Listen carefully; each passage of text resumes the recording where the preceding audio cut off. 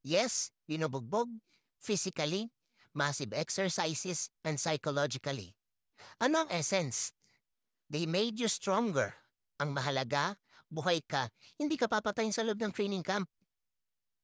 What doesn't kill you make you stronger, sabi nga sa kanta, di ba?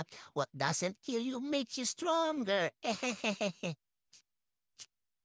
So, talagang binubugbog.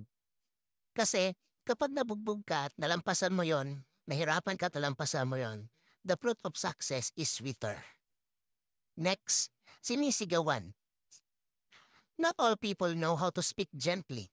Instructions are given in a loud tone of voice. Sometimes people who speak gently aren't obeyed. And we need to be honest. We follow orders easily when we are pressured. Alam na namang humuhuli ka na ng kriminal, ganit pang sasabihin mo. Parang awa niyo na, sumuko na kayo. Itaas ang inyong mga kamay. Aba, sa training pa lang sinisigawan ka para sumunod ka na nape-pressure. You know how to work under pressure. Ang essence ng pagsigaw, when he or she shouts at you, you know that he or she is just determined to be obeyed. Kailangan sundin mo kasi nasa mataas na tono na ng boses. Sabi ng mga hindi nag-training, pwede namang kausapin ng maayos. Pwede naman kung admin time. Yes, people must always look into the positive rationality of everything. At times, unless you quit, you will never know how it ends. What's there after?